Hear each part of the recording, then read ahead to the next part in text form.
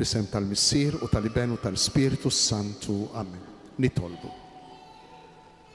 Inroddulek ħajr Missier Qaddis għad-doni kbar tiegħek, imma llum ħallina ngħidulek grazzi bl-istess Spiritu Qaddis li inti tajtna għal dan id-don kbir tal-Spiritu Santu. Li kieku ma jkunxu, kieku maħniex kapaċi nerfgħu għajnejna l fuq, inħarsu lejk u nitolbuk Missier u ngħidulek Missier. Għatina li inħarsu dan id-don. Għatina li nikkostuduh fil-qalb tagħna, fil-moħħ tagħna, fil-ħajja tagħna u tal-komunità tagħna biex ngħixu fik, bik u għalejk, Kristu irxoxt, rebbieħ fuq il-mewt, inti li tgħix wis-saltan għal dejjem ta' dejjem. Amen.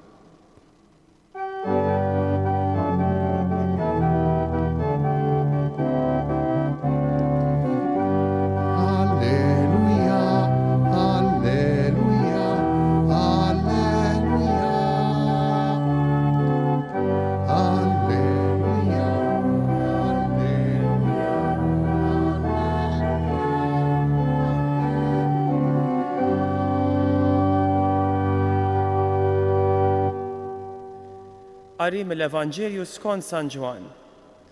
Dak il-ħadd fil-għaxija, fl-ewwel jum tal-ġimgħa, meta dix-xibli kienu flimkien imbeżża mill-lut bil-bibien magħluqa, ġie Ġesu qgħad f'nofshom u qalilhom: Is-sliem għalikom. Kif qal hekk urihom idejh u ġenbu. Id-dixxibli ferħu meta raw lill-mulej. Imbagħad Ġesu tenna jgħidilhom: Is-sliem għalikom. Kif il-Missier bagħat lili, hekk jien nibgħat lilkom. Kif qal hekk nefaħ fuqhom u qalilhom: Ħudu l-Ispiritu Santu. Dawk li taħfrulhom dnubithom ikunu maħfura u dak li żommuhomlhom ikunu miżmuma.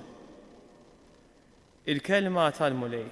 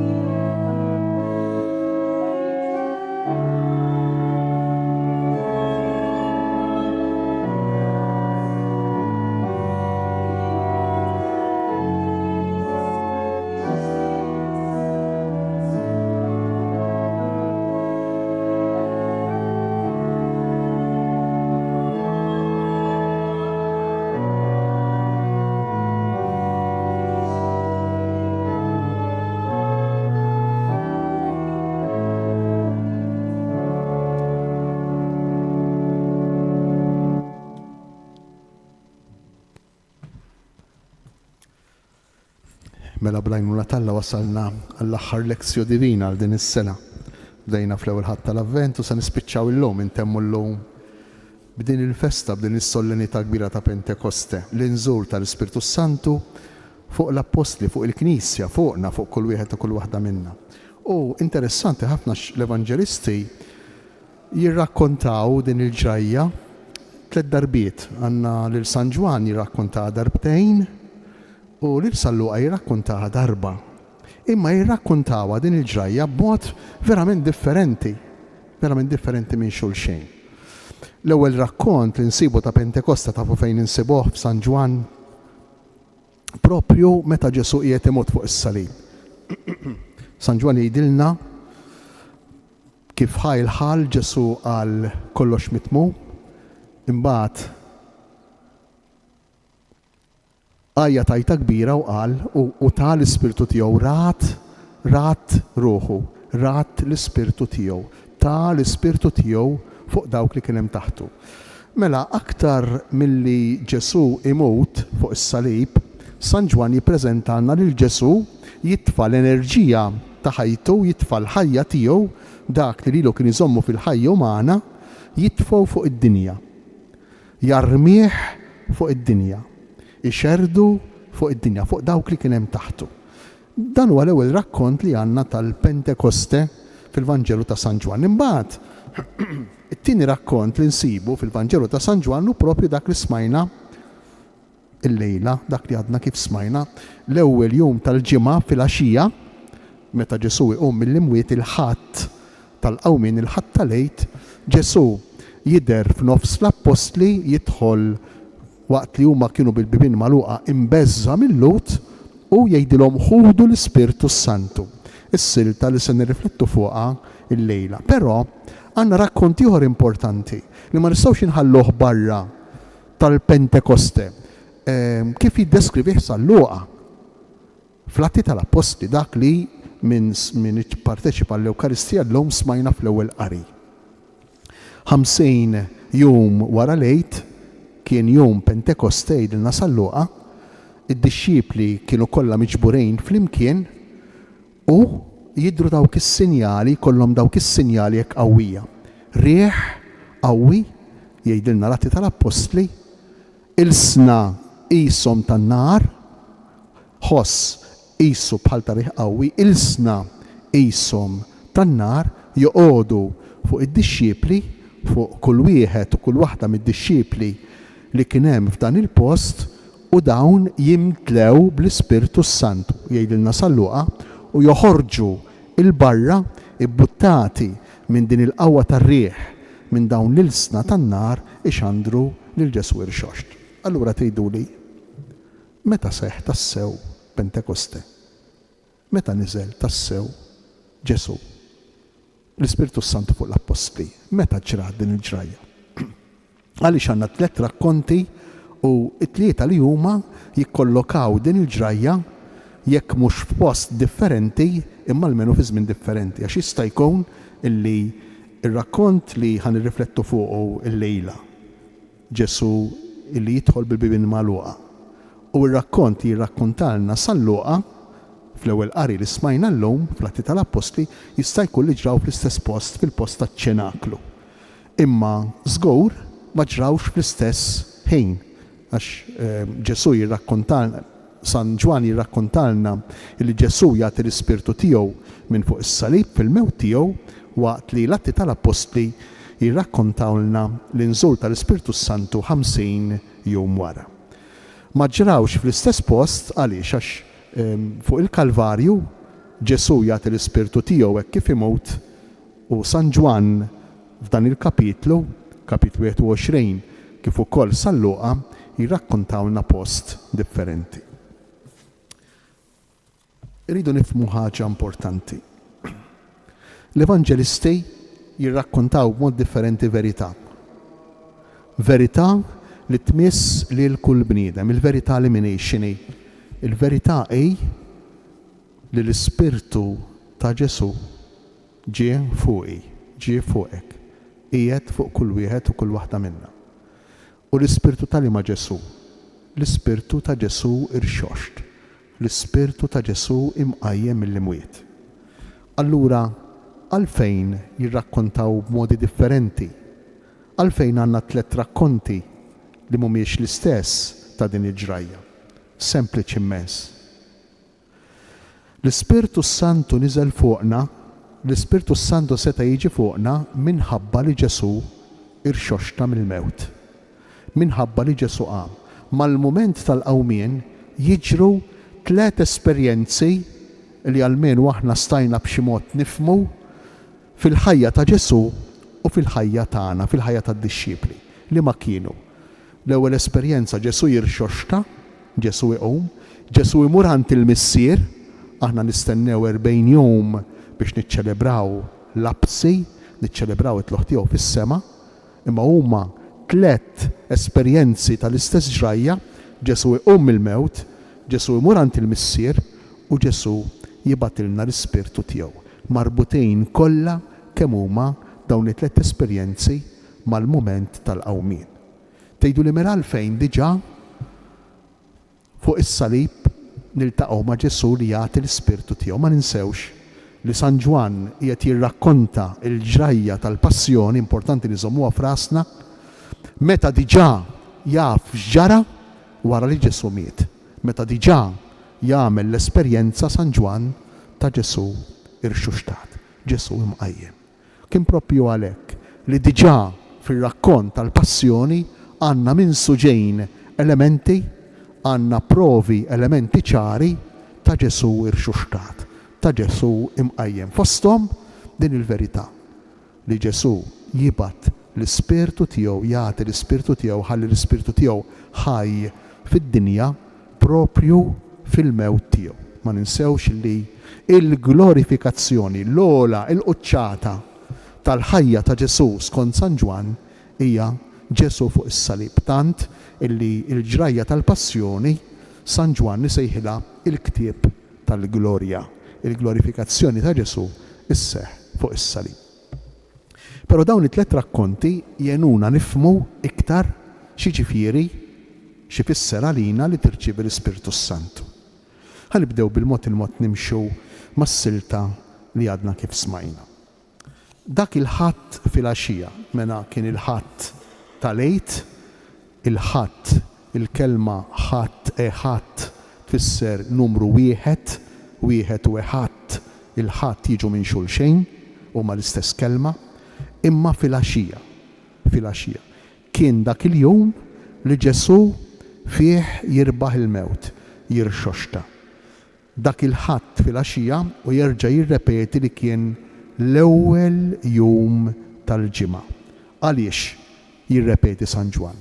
Biex jifakkarna li din l-esperjenza tal-qawmien iddaħħalna lilna l-koll fl-ewwel jum tal-ġimgħa tal-ħolqien. Ma ninsewx li l-Lowt jibbażaw il-ġranet tal-ġimgħa fuq il-ġrajja tas-7 ijiem li fihom Alla ħalaq. Jew nistgħu ngħidu bil-maqlub. Ir-Lowt jirrakkontaw il-ġrajja tal-ħolqien fuq is-7 ijiem, fuq is-7 ġranet tal-ġimgħa. U dan ifisser allura San Ġwan irid jurina li mal-ewwel jum tal-ġimgħa, mal-jum tal-qawmien għandna ġenesi, għandna bidu ġdid, għandna ġenesi ġdida. Dan il-bidu tal-Vanġelu jixbaħ lill-bidu tal-Vanġelu meta San Ġwan f'kapitlu 1 vers 1 jgħid fil-bidu, fl-ewwel ġurnata, fil-ġenesi, fl-ewwel jum kien il-Verb, u l-Verb kien ma' Alla, u l-Verb kien Alla. Issa hawnhekk għandna dan il-ħolqien il-ġdejt. Dan il-ħolqien li jseħħ permezz tal-qawmien ta' Ġesu, permezz tal-komunikazzjoni tal-Ispirtu tiegħu irxuxtat lilna. Ma' Ġesu fl-idea ta' San Ġwan omna aħna il-koll. Mal-mewt u l-qawmien ta' Ġesu isseħħ il-mewt u l-qawmien tiegħi, il-mewt u l-qawmien tiegħek. Meta id-dixxiepli kienu flimkien imbeżza mill-Lowt bil-bibien magħluqa. Interessanti ħafna illi id-disċipli qegħdin jgħixu esperjenza ta' eluq. Imma ma rridux ninsew id-disċipli ġurnata u nofs qabel, jumejn qabel, miexiex kienu għaddew. Wieħed minnhom kien biju, l-ieħor ċaħdu ftit sigħat qabel dan il-ħadd fil-għaxija u l-oħrajn kollha ħarbu. Dawk li kienu l-ħbib tiegħu, dawk li jew seta' iserraħ rasu fuqhom, dawk li jew xtaq jorbot fuqhom, dawk li kienu ħbieb segwaċi tiegħu ħallewh waħdu. Din il-verità, din l-esperjenza li l-natejna nifmu s-sitwazzjoni tagħna u fl-istess waqt tejna nagħmlu ħafna kuraġġ. Għax aħna kull wieħed u kull waħda minna simili għad-disċipli. Nixtiequ kieku nkunu bħalhom, disċipli tiegħu, ħbib tiegħu, nixtiequ kieku insegwu lil Ġesu, nisimgħu il-kelma tiegħu, nixtiequ kieku nwettqu dak li jitlob minna, imma aħna nafu kemm aħna fraġli, kemm aħna dajfin. U f'dawk it-tnax li wieħed minnhom bijew li ħor ċaħdu u l-oħrajn ħarbu, hemm jien, hemm kull wieħed u kull waħda minna. Kemm hu sabiħ dan ir-ritorn ta' Ġesu irxuxtat, qalb din il-komunità fraġli, qalb din il-komunità mimlija b'sensi taħtija, qalb din il-komunità magħluqa. Is-sens taħtija, il-biża' x'jagħmlilna, jalaqna. Dawn in-nies kienu fi kriżi fuq livell personali, aħna minn aħna veri disċipli ta' Ġesu jew le. Kieku veri disċipli ta' Ġesu konna nagħmlu dak li għamilna jew konna nibqgħu miegħu, ma konniex nibżgħu. Imma dawn kellhom ukoll kriżi fuq livell soċjali. L-oħrajn dawk li hemm minn barra lilna kif iħarsu lejna. Iqisuna bħala ħbieb segwaċi tan-Nazzarenu jew inkella iqisuna bħala tradituri. Iqisuna lilna bħala dawk li mallem tagħhom ħabbewh u segwewh sal-aħħar jew inkella bħala persuni li ma tistax torbot fuqhom. Imma fuq kollox kellhom kriżi oħra importanti.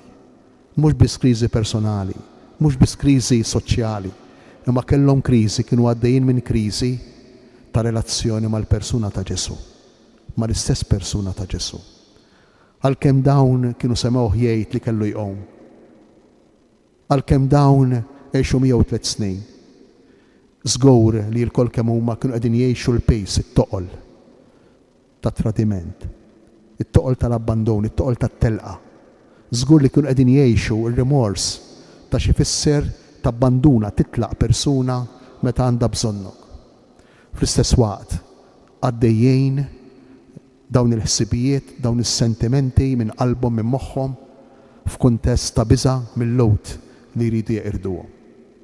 X'kumplessità ta' emozzjonijiet, x'kumplessità ta' ħsibijiet u kemm nistgħu aħna nidentifikaw ruħna magħhom. Forsi mhux dejjem, imma f'xi mumenti żgur tal-ħajja tagħna. Fir-relazzjoni tagħna ma' nfusna, fir-relazzjoni tagħna mal-oħrajn, imma fuq kollox fir-relazzjoni tagħna ma' Ġesu.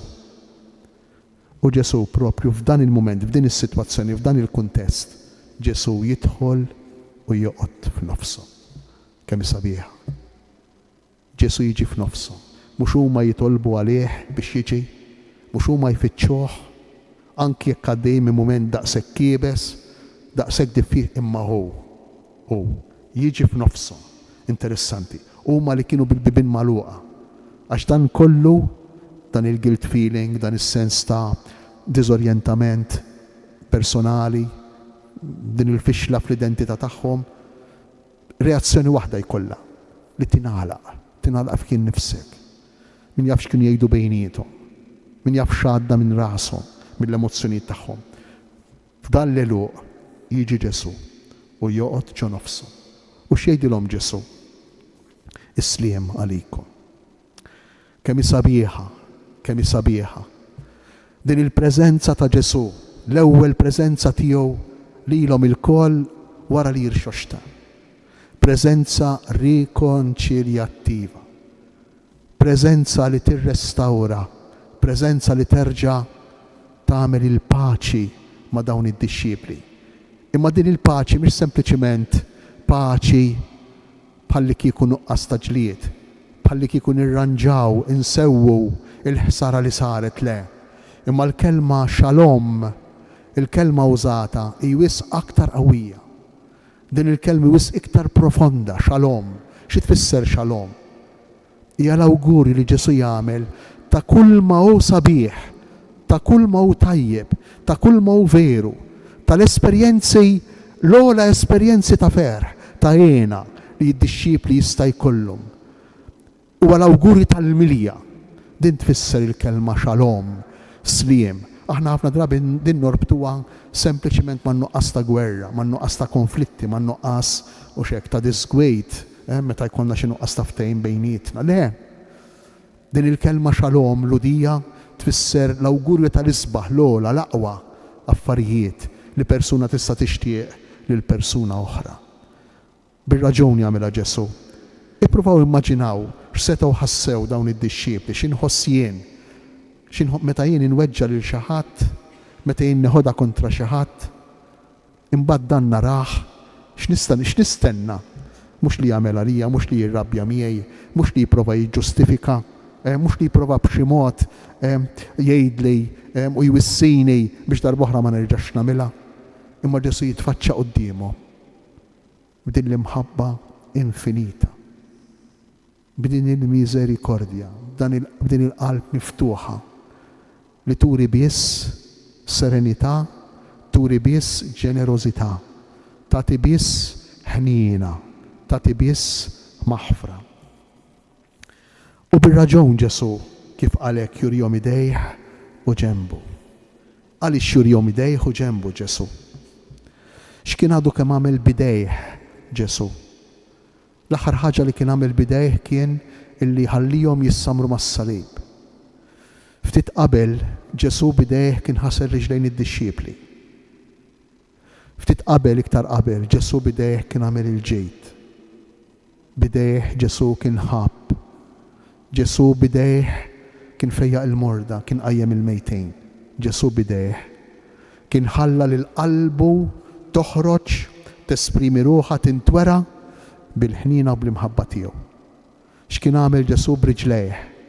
Ħlief mhux li jmur ifittex in-naġa l-mitlufa. Ħlief mhux li jmur ifittex lil persuni li huma fil-bżonn, fid-diffikultà. U bir-raġun Ġesu, bir-raġun allura joqgħod f'nofshom u jgħidilhom is-sliem għalikom u jurihom idejh u ġenbu. Ifakkarhom Ġesu mhux biss bil-kliem is-sliem għalikom, imma wkoll bil-persuna tiegħu x'kienet tfisser il-preżenza tiegħu f'ħajjithom. Xi tfisser il-preżenza ta' Ġesu fil-ħajja tal-bnedmejn. Imħabba, pożittività, rikonċiljazzjoni, ottimiżmu, fejqan. Dik tfisser, dak ifisser il-preżenza ta' Ġesu. U bir-raġun allura huma jifirħu meta jaraw il-mulej. Bir-raġun aħna nifirħu meta naraw il-mulej.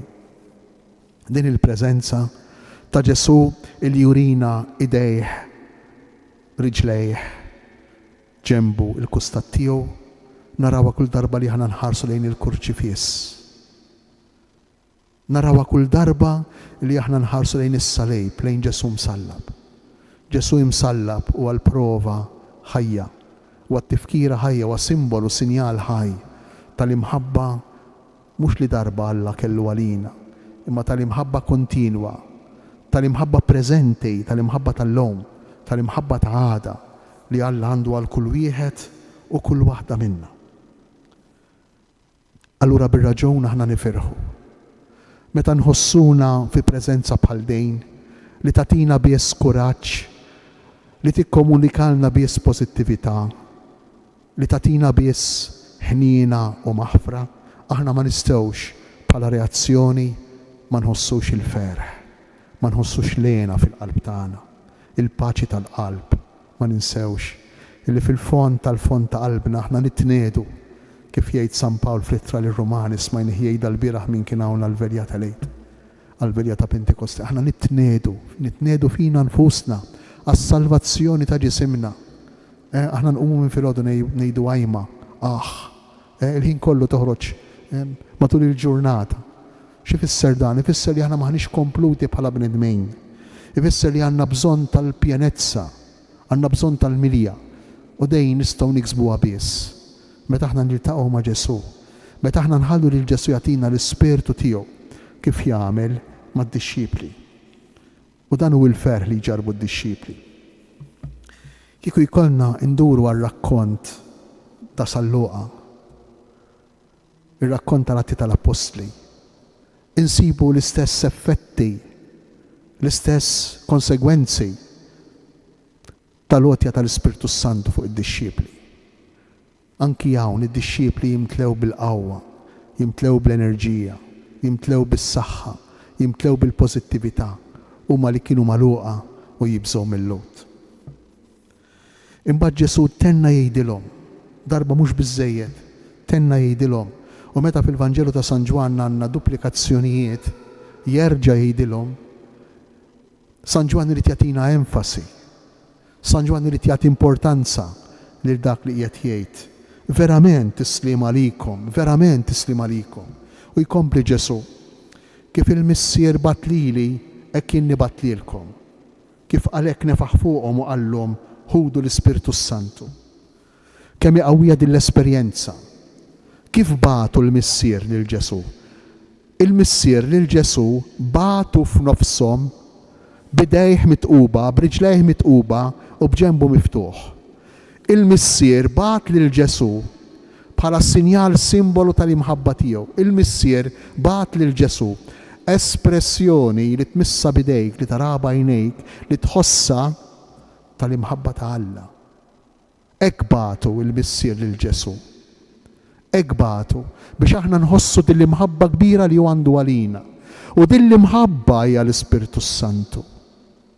Din l-imħabba hija l-komunikazzjoni tal-enerġija pożittiva, tal-magna, l-enerġija li kienet tħaddem il-persuna ta' Ġesu.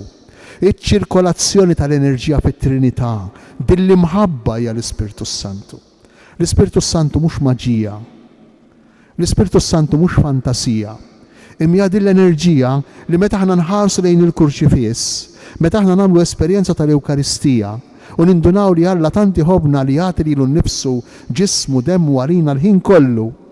U nimtlew b'din l-imħabba, nħossun oġġett ta' din l-imħabba infinita u inkondizzjonata ta' Alla. Dik hija l-komunikazzjoni tal-Ispirtu Santu. Għalhekk l-għotja tal-Ispirtu Santu hi marbuta intimament ma' xiex mal-qawmin ta' Ġesu, mal-fatt li Ġesu ħaj issa illum. Din ir-raġuni li il-qawmin ta' Ġesu għandu tletu ċoħ, l-irxoxt, it-toħ fis-sema u Pentekoste, l-inżul tal-Ispirtu Santu fuqna, fuq il-Knisja. Allura, x'jagħmel Ġesu, x'jgħidilhom lill-Apostli? Kif il-missier bat lili issa, allura hekk jien nibat lilkom. Hekk jien nibat lilkom. L-Ispirtu Santu interessanti ta' mhux don, mhux rigal biex jippaċifikana ma' nfusna. Mhux don, mhux rigal biex aħna nkunu sew, nkunu tranquilli, le, nkunu nisbaljaw jekk nifhmu hekk l-Ispirtu Santu. L-Ispirtu Santu mhux rigal biex jifejjaq lili, biex jagħtini sens ta' sodisfazzjon, biex jimlini bħala bniedem. Le, mhux dak l-Ispirtu Santu. L-Ispirtu Santu jarmini, jibżoqni l-barra, skużawni l-kelma. Jarmini l-barra ant l-oħrajn. Kif il-missier bat lili, hekk jien nibat lilkom. Hekk jien nirrifletti fuq qed kemm jibsa dejn ġifieri kemm vera ma kemm jibsa. Ġesu lili jibatni, lilna jibatna biex aħna wkoll bil-pjagi tagħna, bil-feriti tagħna, ikollna esperjenza ta' kemm ħabbejna, ta' kemm inħobbu lill-oħrajn. Dawk il-pjagi Ġesu ma jneħħihomx. Is-sinjali tal-imħabba ma jneħħihomx. U l-feriti, l-weġat, ejduli intom. Meta intom tippruvaw tħobbu fil-familja, tħobbu lil uliedkom, tħobbu kultant il-min għamlilkom il-ħsar, għamlilkom id-den min jobotkom. Ejdu li jintom, jekk dan kollu jġejbx il-feriti fl-idejn, fil-riġlejn, fil-qalb, ejdu li jintom. Ara ma murrux naħsbu meta nħossuna hekk li aħna l-bot mill-Ispirtu tal-Alla, le, anzi bil-maqlub. Huwa l-Ispirtu tal-Alla illi bħalma jagħmel Ġesu juri jidher quddiem id-dixxiepli bil-feriti, hekk ukoll jidher quddiem id-dinja bil-feriti. Ara taħsbu li biex taħper biex tħobb, biex tmur il-knisja kull nhar ta' ħadd, biex titlob, ara taħsbu li dan hija xi ħaġa sempliċi. Dan hu l-Ispirtu tal-Alla li jiġi komunikat lilna. Din hija l-ħajja ta' Ġesu li tiġi komunikata lilna. Imma dan in the long run, dan lilna jatina sens ta' milja, jatina sens ta' verità, jatina sens ta' tajjeb, jatina sens ta' sabiħ. Għaw qiegħed is-sigriet. Għaliex? Għax l-Ispirtu tal-Alla li jiġi mogħti lilna, l-Ispirtu ta' Ġesu li jiġi mogħti lilna huwa dak u dak biss li jonqos il-qalb tal-bniedem. Dak u dak biss. Kemm infittxu li nimlew għal-qalb? B'eluf ta' affarijiet, b'esperjenzi, bikel, fejna fjen bi flows, bi proprjetà, bi proġetti, bi pjanijiet, forsi imma kultant kemm ngħixu fil-fantasija. Norbtu per eżempju il-paċi tagħna l-ferħ tagħna ma fejna fjen ma l-idija illi jekk tiġri xi ħaġa jiena ħankun kuntent, jekk it-tifel jew it-tifla jew jiena ħankun kemm norbtu il-paċi tagħna ħafna drabi ma' fantasiji. L-unika fantasija li hija verità huwa l-Ispirtu ta' Alla. Meta aħna nippruvaw ngħixu bih u ngħixu fih. Interessanti immens, għaliex Salluqa ipoġġi 50 ġurnata wara lejt il-festa ta' Pentekoste, għalli ma raġuni. Ħanidilkom għalli ma raġuni, raġuni sabiħa immens. Għax 50 ġurnata wara lejt, wara l-Pesaħ, il-lowt flejt kienu jiċċelebraw il-ħruġ tagħhom mill-Eġittu u jidħol tagħhom fl-Art Imwiegħda. Imma 50 wara li qasmu l-Baħar l-Aħmar il-lowt, wara l-passaġġ il-Pesaħ, 50 ġurnata wara, Mose sapruħu fuq is-Sinaj jilqa l-ikbar don, l-ikbar rigal li kien il-kelma tal-Alla. U allura 7 ġimgħat, 7 għal 7 wara lejt Pentekoste dak li tfisser, il-lowt kien jagħmlu l-festa tax-Xevuot, il-festa tal-ġimgħat. Xevuot tiġi mill-kelma 7 għal 7 darbiet. U fil-50 ġurnata 49 7 għal 7, fil-50 ġurnata l-Lut kien jagħmlu l-festa tad-Don il-Kbir. Għax ma kienx biżżejjed li joħorġu mill-art tal-Eġittu, ma kienx biżżejjed li jaqsmu l-Baħar l-Aħmar, li kieku ma kellhomx il-liġi dan id-don tal-liġi tal-kelma ta' Alla li tingħata lil Mosè fil-kmandamenti, dik li huma jgħidula t-Toraħ, allura dan il-poplu mifxowl qatt ma kien jista' jsir poplu, nazzjon wieħed. Hija regola l-liġi li tagħtu direzzjoni fil-fatt il-Lut din il-liġi, din ir-regola, din il-kelma tal-Alla jgħidula t-Toraħ. It-Toraħ. Kelma li tiġi mill-kelma tagħna tara. Għax hekk tfisser it-Toraħ. Il-kmandamenti mhumiex impożizzjoni, mhumiex regoli li rridu nobdu, le, huma t-Toraħ tara. X'jiġifieri tara? Tara jfisser quddiem għajnejk għandek id-direzzjoni. Taf lejn fejn trid timxi. Taf it-triq u l-kmandamenti huma t-triq. Interessanti għax Salluqa fl-intelligenza tiegħu u ispirat mill-Ispirtu Santu ipoġġi rrakkonta Pentekoste fil-festa tax-Xevuot, fil-festa tat-Toraħ, ta' dan ir-rigal. Għaliex? Għax ir-rigal il-kbir, it-Toraħ il-vera, dak li jurina verament it-triq, id-direzzjoni tagħna huwa l-Ispirtu Santu. Għaliex? Għax it-Toraħ il-liġi kienet sempliċement mappa. Mappa li inti tipprova titħabat tistinka biex timxi fuqha ħalli tasal li tkun membru tal-poplu ta' Alla. U dan kollu jitlob sforz enormi mill-Lut. Il-kmandamenti kien jitolbu sforz enormi mill-Lut. Tant kien jitlob sforz enormi mill-Lut illi daħlu l-Lut fil-komplessità, fl-ossessjoni illi huma qatmu ma se jobduhom dawn il-kmandamenti. Allura x'għamlu? Sarfuhom dawn il-kmandamenti f'613 regola, ikkomplikaw ħajjithom bħalma jiġrilna aħna. Meta regola jew liġi ma jobdija ħadd, x'nagħmlu aħna?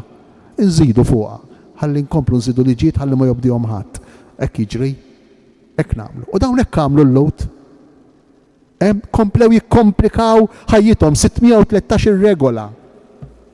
U salluqa meta jpoġġi r-rakkont ta' Pentekoste propju fix-Xevuot fil-festa ta' Torah qiegħed jgħidilna isma' issa l-mappa m'għadix aktar qudiemkom imma qiegħda fikom.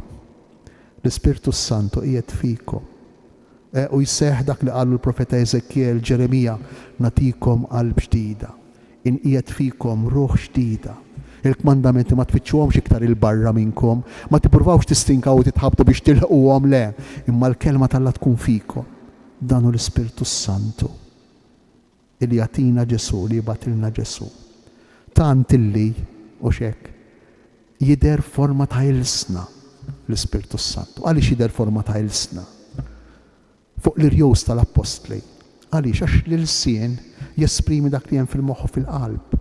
Mhux hekk? Dal-għodu kont qiegħed Sant'Antin ta' Padova, ekku intom tafu li waħda mir-relikwi l-iktar importanti ta' Sant'Antin hija li l-sienu baqa' intat 30 sena wara l-mewt tiegħu għalawh mill-qabar u sabu li l-sien u issa l-sien intom tafu li huwa membru fraġli ħafna għax huwa sempliċement muskolu ma fih l-ebda ħadma u jitmermer jispiċċa malajr mal-sienu il-sien Sant'Antin ta' Padova baqa' u għadu sal-lum, għadek tista' tmur taraħ sal-lum dan l-sien ta' Sant'Antin ta' Padova. Għaliex? Għaliex? Għax meta l-sien iħalli l-Ispirtu tal-Alla jesprimi, jidħol fil-qalb u fil-moħħ u jesprimi l-sien il-kliem ta' Alla, l-Ispirtu ta' Alla. U dan l-sien ikun kapaċi jikkomunika bħalma kien komunikatur kbir Sant'Antin ta' Padova. Id-dottur tal-Vanġelu jissejjaħ, predikatur kbir. Dan l-sien ikun kapaċi jgħin lil persuni li għandu quddiemu jifhmu dak li Alla jrid minnhom, allura l-sien ikun verament sinjal, simbolu tal-preżenza tal-Ispirtu Santu. Għalhekk il-sien tan-nar, il-sien jaqbad. Dan kollu lilna jurina illi din il-festa ta' Pentekoste hija triq. Il-festa ta' Pentekoste, dan ir-rigal, dan id-don tal-Ispirtu Santu huwa dawl, huwa il-modija li aħna nistgħu nimxu fuqha, mo speċjali fid-dinja li qegħdin ngħixu intom tafu kemm ngħixu f'dinja ta' idijat u x'hekk aħna ngħidu ma baqax direzzjoni, aħna ngħidu ħadd ma jaf x'inhu t-tajjeb x'inhu l-ħażin. Ma baqax sens ta' dnub kemm ngħidu għadin. Il-kelma tal-Alla jew aħjar l-Ispirtu tal-Alla, ir-rigal ta' din l-enerġija ta' Ġesu, dan hu l-Ispirtu tal-Alla li qiegħed fina jurina t-triq. U allura Ġesu jerġa' jgħid islim għalikom kif il-Missier batlili hekk jien nibatlilkom, kif għalhekk nefaq fuqhom u qalilhom ħudu l-Ispirtu Santu. Dawk li taħfrulhom dnubietom ikunu maħfura, dawk li żommuhomlhom ikunu miżmuma. Issa nifhmu għalfejn qalilhom hekk Ġesu, għalfejn qalilhom hekk. Hemmhekk m'hemmx biss it-twaqqif tas-sagrament tal-qarar, wieħed mill-mumenti fejn Ġesu jwaqqaf is-sagrament tal-qarar, imma fuq kollox hemm hemmhekk. Hemm dak li hu l-veru frott tal-Ispirtu Santu. X'inhu l-frott tal-Ispirtu Santu? Ir-rikonċiljazzjoni. Aħna għedna li Ġesu l-ewwel mument, l-ewwel dera li jkollu wara l-mewt ma 12 ikun mument ta' rikonċiljazzjoni. Islim għalikom, il-paċi magħkom, nawguralkom kull ġejt l-imħabba. U allura bir-raġun Ġesu jgħidilhom lid-dixxiepli kif il-Missier bat lili jekk biex inħobb, u għedin taraw is-sinjali tal-imħabba, kien nibat lilkom biex tħobbu, u intom ukoll għandkom ikolkom is-sinjali tal-imħabba. U wieħed mis-sinjali l-ikbar l-ora sinjal tal-imħabba hu meta naħfru lil xulxejn il-maħfra, għax hija l-imħabba estrema. Hija sfida u xekk għalina l-koll. Però Ġesu ma jitlobniex xi ħaġa li huma m'għamilx magħna. u li ma jagħmilx magħna kontinwament. Ma ninsewix dejn.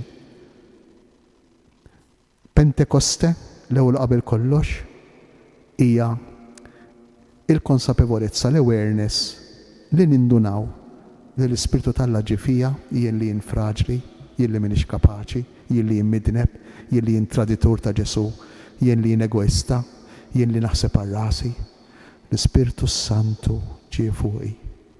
Għax li Alla jaħfir li jħobbni, għax li Alla jħobbni b'xejn, li Alla jħobbni mhux importanti x'nagħmel, tajjeb jew ħażin.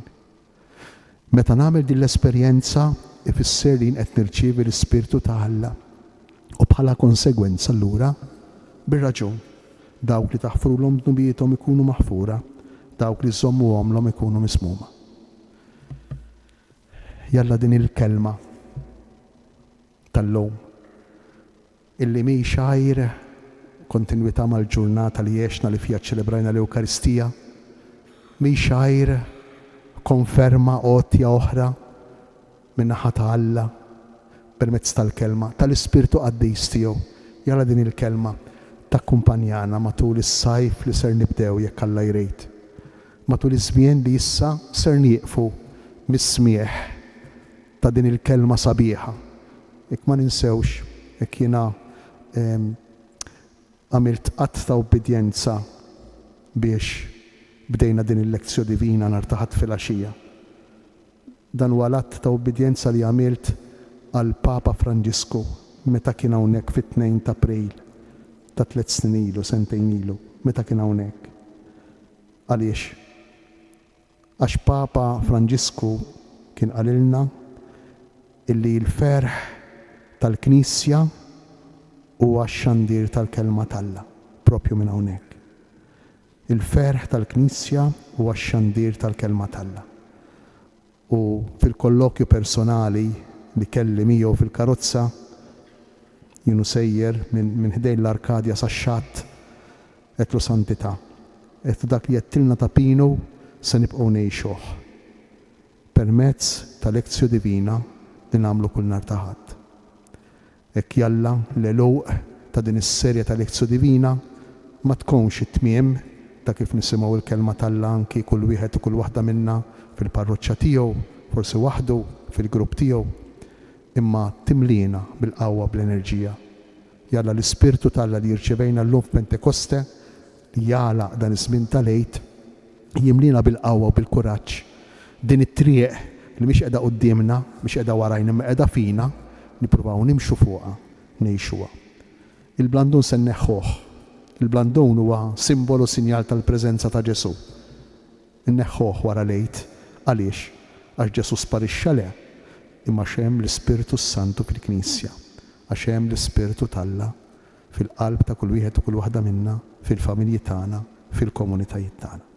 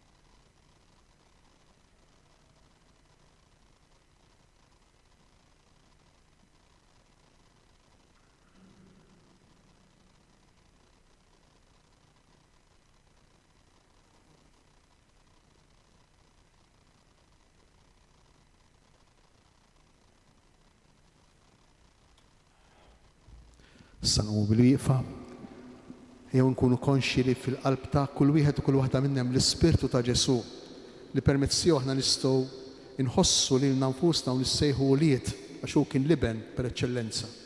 U nduru lejn Alla u nistgħu ngħidulu bid-dritt missier billi nkantaw flimkien. Missierna li inti tismewni jitqaddes l-isem tiegħek, jitqaddes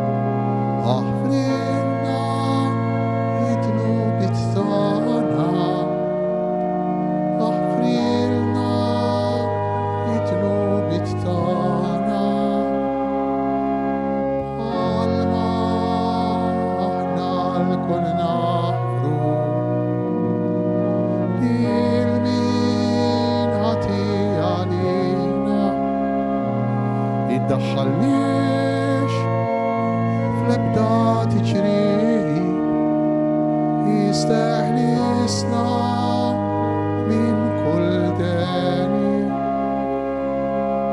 missierna.